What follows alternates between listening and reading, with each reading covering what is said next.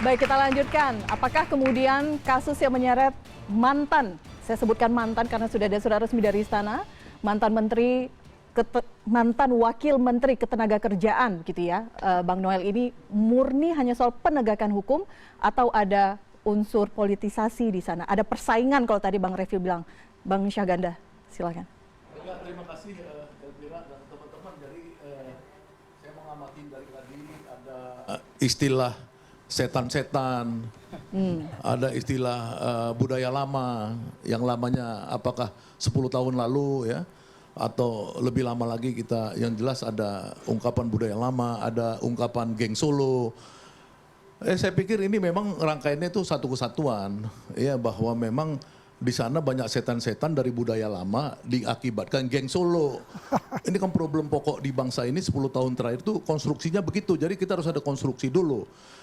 Nah, ketika Presiden Prabowo ya melakukan paradigma baru yang terutama anti korupsi, jadi Prabowo ini ada 3 nih persoalan Prabowo, isu besarnya itu, 1 isu demokrasi, 2 anti korupsi, dan 3 kesejahteraan rakyat ya, anti kemiskinan. Nah, 2 ini dia berhasil, yang 1 setengah-setengah karena orang ragu dia bisa menegakkan demokrasi. Yang paling unggul dari 3 ini, Prabowo ini selama 10 bulan ini adalah tema anti korupsi, dan itu diapresiasi sampai lembaga saya Great Institute itu untuk kasus indikator ini Prabowo 100 nilainya. Cuman sekarang dilempar tinja sama si Noel, wajahnya Prabowo ini. Karena apa? Karena inilah jantung kemenangan Prabowo di mata publik soal anti korupsi, dan sekarang dihancurin. Dihancurin ini bukan hanya soal korupsinya, tapi namanya korupsi K3. Orang dari tadi nggak ada yang bahas K3 ini apa. K3 ini ya tentang keselamatan kerja. Kalau kita mau jadi bangsa besar yang Prabowo mimpikan dalam dunia industri itu, ya K3 ini keselamatan kerja itu jantung. Dan K3 itu kalau kita lihat dari klaim BPJS Ketenagakerjaan tentang jaminan kecelakaan kerja, itu di era Jokowi dari 180.800 orang yang mengklaim di tahun 2019, di akhir pemerintahan Jokowi itu 400.000 lebih. Ya, itu harus diketahui oleh Republik ini. Hancur-hancuran dunia industri dan dunia keselamatan kerja dan kinerja perusahaan-perusahaan yang di Indonesia ini. Dan itu bukannya dibenari oleh Noel dan teman-teman ini, tapi malah lebih dikacuin lagi. Ya, ini jadi konstruksinya begitu. Nah, memang di sini kemudian kita melihat bahwa tantangan besar buat Pak Prabowo ini ada missing link di mana kalau dia mau masuk ke tema anti korupsi ini. Saya mengapresiasi misalkan KPK sekarang menjadi lebih berani, ya, yang tadinya kita curigai bagian dari geng lama, ya, tapi lama-lama dia masuk ke anti korupsi yang makin besar juga. Istilahnya tuh kalau dari Pak Sautum makan bubur dari pinggir, sekarang makin ke tengah, makin masuk ke isu-isu besar yang tadinya cuma Kejaksaan Agung. Ya, alhamdulillah, artinya Prabowo ini didukung 2 lembaga besar, kita senang. Tapi di kabinet ini, ya, dari teorinya Gramsci, dari teorinya Althusser dan lain-lain, seorang Prabowo itu harus ditolong oleh birokrasi yang ideologis dan ditolong oleh state aparatur ideologis. Itu teorinya. Jadi kalau Prabowo ini mengabaikan yang ini, 1000 kali Prabowo ngomong anti korupsi, kalau kabinetnya itu isinya koruptor, itu cita-cita dia akan padam. Tapi kan yang milih kabinet Presiden sendiri. Iya, kan kita tahu sendiri bahwa dulu kan ada yang disebut setan-setan paradigma lama geng Solo tadi, itu kan ikut bersama Prabowo dalam elektoral kemenangan. Jadi betul ini intinya ada persaingan geng lama dan geng baru. Bukan geng lama, di geng lama ini ya menurut saya yang Prabowo punya paradigma baru ini belum diterima oleh paradigma lama, baik secara kepentingan dia sebagai bagian dari konsorsium oligarki dan lain-lain, dan juga orang-orangnya yang mentalnya secara budaya masih mental koruptif seperti Noel ini. Ya, saya udah banyak mendengar Noel soal lain, tapi saya nggak mau bicara di sini. Nanti kalau 4 mata bermata saya kasih tahu ya dari sumber-sumber saya yang bisa dipercaya soal Noel ini ya. Nah, walaupun saya menghormati Noel dalam kasus demokrasi, isu-isu demokrasi dia senang dengan demokrasi. Tapi isu ini yang korupsi-korupsi ini kita juga di dunia aktivis ya dengar-dengar lah. Nah, kembali ke itu, ini buat Pak Prabowo, istilah Rocky Gerung yang kelompok saya ini radical break. Ini Prabowo tidak akan sukses ya menangani pemberantasan korupsi itu apabila dia tidak cepat menjelidiki siapa aja Noel-Noel lain yang ada di kabinet dia ini. Ini banyak sekali. Oke. Itu aja mungkin baik, pengantar baik. dari Saya saya. ke Bang Boy dulu. Kenapa Bang Ganda? Kenapa? Tunggu Bang Revi, ke Bang Boy dulu. Gantian nih. Gantian. Bang Boy silakan menanggapi. Ya. Jadi ini ada andilnya juga nih era Pak Jokowi. Tidak begitu ya Bang Syaganda Ya, ya itu tadi? pasti karena kan udah di setir tadi. Setan-setan banyak. Kapan? Masa banyak baru sekarang? Dari paradigma lama. Oke. Kemudian ada geng solonya. Kan saya cuma merangkum 3 orang. Oke. Pinter kali Bang Ganda ini kan.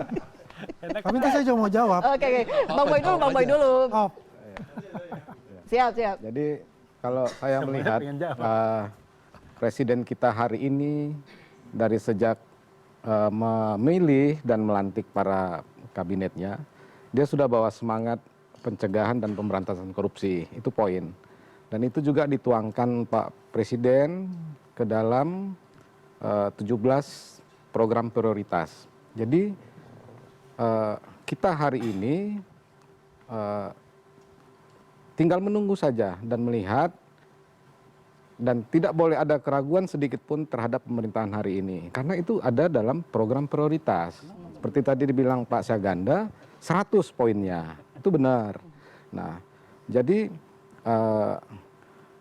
karena ini jadi prioritas, maka yang seperti Noel ini ya, ini menjadi batu uji sebenarnya bagi pemerintahan Prabowo. Ini batu uji. Nah, masyarakat akan melihat benar apa enggak komitmen terhadap pemberantasan korupsi. Pak Prabowo dari sejak awal membawa mereka ini rit-rit kebangsaan. Ya, yang mau dibangun apa? Rasa cinta tanah air. Nah, dibawa rit-rit, cuci otak supaya mentalnya diperbaiki. Gagal tampaknya cuci otak ya kali ini. Nah, korupsi adalah extraordinary crime ya, Bang Saud ya, sesuatu yang luar biasa. Banyak faktor yang mempengaruhinya. Nah, semangat itu kita lihat, nah satu sudah tumbang, namanya Immanuel. Berarti saya juga tidak bilang dari berapa puluh menteri itu satu, ya bukan berarti gagal. Nah ini proses, semua berproses. Artinya kita tidak boleh putus pengharapan terhadap pencegahan dan pemberantasan korupsi. Karena dalam gagasan pemikiran Presiden sendiri, transformasi bangsa yang dibilang Pak Prabowo itu adalah pejabat negara itu harus melayani rakyat. Nggak boleh melayani dirinya sendiri gitu. Bang Boy, Ya. tidak menjawab tadi apa yang disampaikan Ya. Bang Syaganda. Ada andil tidak sih peran Pak Jokowi sehingga muncul kasus seperti ini? Saya meyakini, Bilang Pak ya. ya. Rezim. Pak itu beda. Oke, baik. Nah, saya bilang tidak ada. Tidak ada. Tidak ada. Dan memang korupsi ini adalah moral sebenarnya. Jadi moral. Jadi korupsi itu kan diambil dari kata corruptio, cor dan rumper, menyeluruh dan kerusakan. Kerusakan menyeluruh yang sumbernya dari moralitas. Dan kecenderungan pelaku dari korupsi adalah mereka yang memiliki kekuasaan. Nggak mungkin masyarakat korupsi. Yang korupsi adalah para pemegang kekuasaan. Nah, kemarin 10 tahun itu kekuasaan ada dipegang oleh pemerintahan sebelumnya dengan partai penguasa dan lain-lain. Nah, hari ini dipegang oleh Pak Prabowo dan Gibran. Nah, ini menjadi batu uji semua bagi pemerintahan hari ini sebagai program prioritas. Nah, tidak boleh korupsi ini stop lah. Ya kita juga harus semangat mendukung Presiden untuk rajin melapor ke KPK. Oke. Ada ini sebentar terkait K3 Pak Saganda. Ini kan kita bertanya sebanyak ini serikat pekerja, kok nggak ada yang melapor kejadian ini? Padahal korban yang diperas itu adalah buruh yang membayar iuran kepada serikat-serikatnya. Ini kenapa nggak ada yang bunyi? Mungkin saya yang nggak update informasi Pak Saganda. Tapi sepengetahuan saya ini nggak ada yang bunyi. Rp275 nominal. Bunyinya 275.000. apa? Saya kritik Omnibus Law aja di penjara kok. Gimana apalagi bunyi yang lain? Iya. Oke, Bang, Ya, Bang, itu, Bang, ya. Bang Andi. Ya mungkin saya akan tambahin dengan rekan Bogi ya. Ini kan menjawab dari Abang Dasa Ganda itu, Setan-setan tadi. ya kan? Kita bukan setan kita Bukan malaikat tadi kan ngomong bicaranya. ada setan-setan di situ. Jadi kalau dikatakan rejim Jokowi apakah dia terlibat? Saya katakan tidak terlibat untuk itu. Ini bukan hanya zaman rejim Jokowi. Ini sebelum-sebelumnya sudah ini. Mungkin zaman Pak Herman Suparno juga sudah mulai itu masuk. Bisa diselidiki lah seperti itu. Dan ini karena tidak ada yang namanya pencegahan, terutama Inspektorat Jenderalnya. Kan di situ ada Irjen di situ. Mestinya juga Irjen itu ada mitigasi dong. Mengatakan, Pak Menteri ini anak buah kita ini begini gitu loh. Mesti kan fungsi Irjen itu ada di sana gitu. Dari dulu sampai sekarang itu fungsi itu tidak berjalan gitu loh. Malah lebih takut ya kepada dirjennya. Tapi kalau yang di bawah dia akan sikat. Enggak, kalau gini, kita tema-tema gini. Ah. Kita tuh kan mesti pakai indikator. Kita orang pinter-pinter di sini. Kasihan mahasiswa nih semua.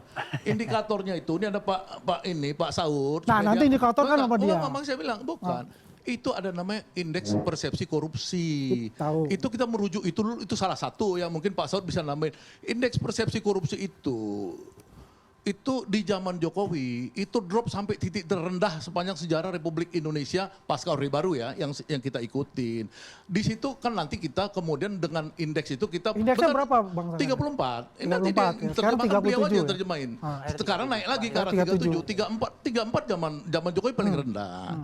Ya, nah kita apa yang kita ini boleh yang salah itu tadi birokrasi, ada pembiaran ya dan lain-lain. Tapi kita lihat dulu ada indeks yang memang zaman Jokowi itu korupsi itu seperti dibiarin bebas.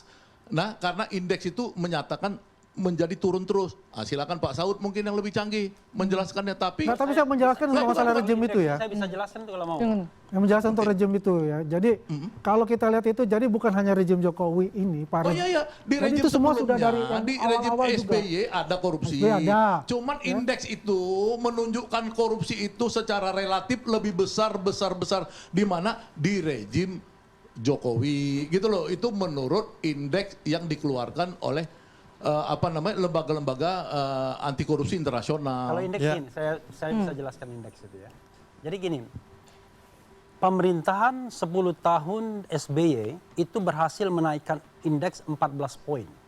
Dari 20 ke 34. Tetapi pemerintahan Presiden Jokowi hanya berhasil menaikkan 3 poin. Dari 34 ke 37. Fortunately bisa naik lagi, rebound sedikit. Prestasi tertinggi adalah di akhir masa pemerintahan Jokowi jilid 1, periode 1, indeksnya sampai 40. Itu tertinggi dalam sejarah. Tapi kemudian turun 37, naik 38, turun 34, 34 lagi, terakhir 37. Nah itu apa? Artinya gini, kalau kita bicara tentang pemberantasan korupsi itu kan harus dia sekuensial. Jadi kalau misalnya sekarang 20 naik-naik terus sampai kemudian kita bisa indeks kita di atas 50 yang menunjukkan bahwa negara kita tidak lagi korup. Karena kalau 0 sampai 25 sangat korup, 25 ke atas sampai 50 korup, 50 ke atas sampai 75 itu bersih, 75 ke atas sangat bersih sekali. Unfortunately, Singapura di atas 75. Kita masih 37. Artinya, selama era reformasi yang puluhan tahun ini, Indonesia, Republik yang tercinta ini, masih tergolong negara korup. Walaupun tidak sangat korup, karena di atas 25 sudah. Ya, saya tambahkan Jadi dikit supaya jangan misleading ya. 34 di zaman SBY itu ada adjustment. Ya, di tahun 2012, nanti Bang Saud silakan ini, di 2012 itu ada indeks-indeks yang ditambahkan sehingga di-adjust jadi 34. Ya, harusnya dia itu bisa lebih tinggi lagi di Tapi kan indikator yang lama. saya kan tidak nggak apa-apa. tidak melakukan Ini itu. kan karena SBY mungkin maksudnya nonton juga. rata-rata dia naik 14 poin. Iya. Dari 20-14 itu prestasi. Ke 34 pas zaman Pak Jokowi pertama itu. Kenapa? Zaman Iya, SBY. Pas SBY kan? Iya. Dari Dari 20 ke 20 34. ke 34. Selama 10 tahun dia naikkan 14 poin. Oke. Jokowi dari 34 ke 37. Cuma naik 3 poin. Kalau kita bisa bicara achievement, maka achievement dari SBY itu 14, achievement Jokowi 3. Walaupun tidak apple to apple. Karena makin tinggi itu makin susah. Cuma jangan lupa kita masih di bawah 50. bukan sudah tinggi skor kita gitu loh. Oke. Ya, itu Bang Endar PR Sam- kita, kan? Bang Endar Sam dulu. Coba saya rangkum dan tarik lagi ke belakang ya. Sebenarnya kan gini aja. Masalah angka-angka itu nanti kan outputnya itu kan itu output. Tapi kan harus dilihat ini masalah mazhab pendekatannya dan bagaimana progresnya. Bagaimana penindakan korupsi dan juga pencegahannya. Yang harus diketahui kan sebenarnya gini. Para aparat penegak hukum ya yang di bawah eksekutif, kemudian menteri-menteri yang ada saat ini harus tahu dulu tuh mazhab pemerintahan Pak Prabowo ini apa. Pendekatannya adalah pendekatan ke penindakan atau pendekatannya adalah ke pencegahan. Itu dulu. Ya kan gitu. Kalau kita bicaranya terus masalah penindakan selama ini, saya mengutip apa yang dikatakan oleh Kepala BNN aja deh.